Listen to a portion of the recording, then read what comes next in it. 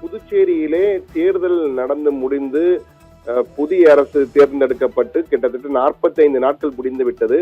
இன்னும் 2 கட்டங்களாக அமைச்சர்கள் நியமிக்கப்பட்டாலும் 5 அமைச்சர்கள் நியமிக்கப்பட்டிருக்கிறார்கள். இன்னும் இலாக்காக்கள் ஒதுக்கப்படவில்லை என்ற குற்றச்சாட்டு பெருசாக எழுந்திருக்கிறது.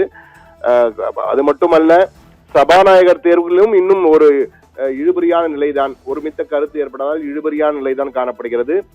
3 நியமன எம்எல்ஏக்கள் நியமிப்பதிலும் ஒரு பெரிய குழப்பம் ஆளுங்கட்சி கூட்டணியே இருக்கிறது, யாரை நியமிப்பது என்று. மற்றொன்று, சிறுபான்மையினர் புறக்கணிக்கப்படுகிறார், சிறுபான்மையினருக்கு எந்த அமைச்சர் பதவியும் கொடுக்கப்படவில்லை என்ற ஒரு கருத்தும் அதிகமாக தற்போது அங்கு எழுந்திருக்கிறது. கடந்த 18ஆம் தேதி தற்காலிக சபாநாயகர் அன்பழகன் பதவியேற்று, அதிமுகவை சேர்ந்த அன்பழகன் பதவியேற்றார். 20ஆம் தேதி அனைத்து எம்எல்ஏக்கும் சட்டசபையிலே தற்காலிக சபாநாயகர் பதவி பிரமாணம் செய்து வைத்தார். அப்போது முதலமைச்சர் ரங்கசாமி இலாக்காக்களை ஒதுக்காமல் அவரே அனைத்தையும் பார்த்து வந்தார்.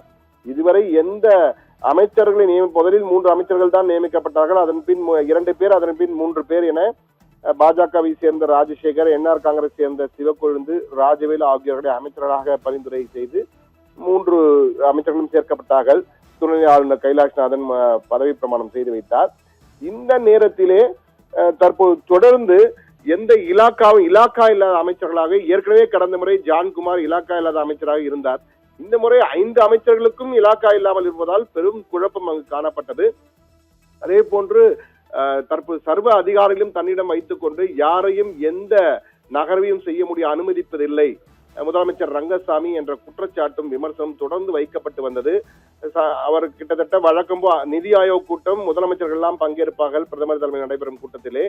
வழக்கம் போல் ரங்கசாமி இந்த முறையும் அந்த நிதி ஆயோக் கூட்டத்திற்கு போகவில்லை.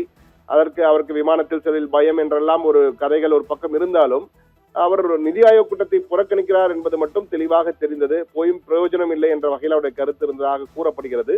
இந்த நிலையில்தான் சமீபத்திலே ரங்கசாமி பேசிய கருத்து, முதலமைச்சர் ரங்கசாமி பேசிய கருத்து ஒரு மிகப்பெரிய சர்ச்சையை எழுப்பியது.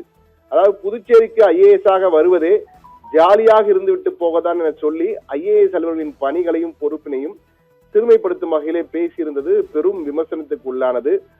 அதே போன்று அவர் மீது பல ஸ்மார்ட் சிட்டி திட்டத்தை வளரவிடாமல் ஸ்மார்ட் சிட்டி திட்டம் என்று கொண்டு வந்து அதிலே எந்த திட்டத்தையும் இல்லை, வெறும் நிழற்குடைகளை மட்டும் வைத்துவிட்டு எந்த சிட்டியும் காணவில்லை, ஸ்மார்ட்டும் காணவில்லை, சிட்டியும் காணவில்லை என்ற வகையிலே அவர் மீது தொடர்ந்து அதற்கு காரணம் இவர்தான், எந்த ஒரு புதிய கட்சியும் வளர்க்க விடாமல் செய்து வருகிறார் என்ற குற்றச்சாட்டையும் அவர்கள் வைத்துவிட்டு புதுச்சேரி வளராமல் பார்த்துக் கொள்ளவில்லை, சர்வ அதிகாரியும் தன்னுடன் வைத்துக் கொண்டு சுற்றுலாவை கூட மேம்படுத்தாமல் பார்த்துக் கொள்கிறார் என்ற வகையெல்லாம் விமர்சனங்கள் தொடர்ந்து வைக்கப்பட்டு வருகின்றன. இந்த நிலையில்தான் தற்பொழுது 5 அமைச்சர்களிடம் இலாக்கா எதுவும் நியமிக்கவில்லை என்று கூறப்படுகிறது. அதே போல சபாநாயகர் தேர்விலும் இழுபறி. சபாநாயகர் பதவியை பொறுத்தவற்றிலே அதிமுகவிற்கு தர வேண்டும் என்ற வகையிலே என்ஆர் காங்கிரசுடைய தலைவர் ரங்கசாமி தீர்மானித்திருக்கிறார். ஆனால் பாஜக புதிய உறுப்பினர் ஒருவரை பாஜக சபாநாயகராக கொண்டு வர வேண்டும் கூறுகிறார்கள். ஆனால் அதிமுகவுக்கு தர வேண்டும் என ரங்கசாமி இடம் பிடிக்கிறார். அதிமுக தருவதிலே பாஜக உடன்பாடு இல்லை என்று கூறப்படுகிறது புதுச்சேரியை பொறுத்தமட்டிலே. எனவே இந்த குழப்பத்தால் இன்னும் நிரந்தர சபாநாயகர் நியமிக்கப்படவில்லை என்பது அதிர்ச்சி தருகிறது என்றுதான் கூற வேண்டும். அதே போன்று நியமன எம்எல்ஏக்கள் 3 பேரும் புதுச்சேரியிலே பாஜக நியமிக்கலாம் என பாஜக கருதுகிறது. ஆனால் என்ஆர் காங்கிரஸ் தங்கள் 2 எம்எல்ஏக்கள் நாங்கள் நியமனம் செய்ய வேண்டிய வகையில் அவரும் ஒரு திட்டமிட்டுவதால் தொடர்ந்து காலதாமதம் ஏற்படுகிறது. ஏனால் ஒட்டுமொத்தமாக தேசிய ஜனநாயக கூட்டணி அரசு மீண்டும் முழுமையான செயல்பாட்டுக்கு அரசாங்கம் வரவில்லை, ஆட்சி வரவில்லை என்பதுதான் தெரிகிறது. அது மட்டுமின்றி புதுச்சேரியிலே தேசிய ஜனநாயக கூட்டணியில் ஜான்குமார் ஏற்கனவே அமைச்சர் பதவி வகித்து இலாக்கா இல்லாமல் இருந்தார். அவரும் அதே போன்று லட்சிய ஜனநாயக கட்சியை சேர்ந்த சார்ல்ஸ் மார்டின் ஆகிய இருவருமே சிறுபான்மை இனத்தை சேர்ந்தவர்கள். இவர்களுக்கு அமைச்சர் பதவி வழங்க வேண்டும் என பாஜக வெளிப்படையாக தெரிவித்தது. இவர்கள் இருவரில் ஒருவருக்கு அமைச்சர் பதவி வழங்க வேண்டும் என பாஜக வெளிப்படையாக தெரிவித்தும் என்ஆர் காங்கிரஸ் தலைவரும் முதலமைச்சருமான ரங்கசாமி அதற்கு செவி சாய்க்கவில்லை. இருவருக்கும் தரமாற்றேன் என்ற வகையில் அவர் அடம்பிடிக்கிறார்.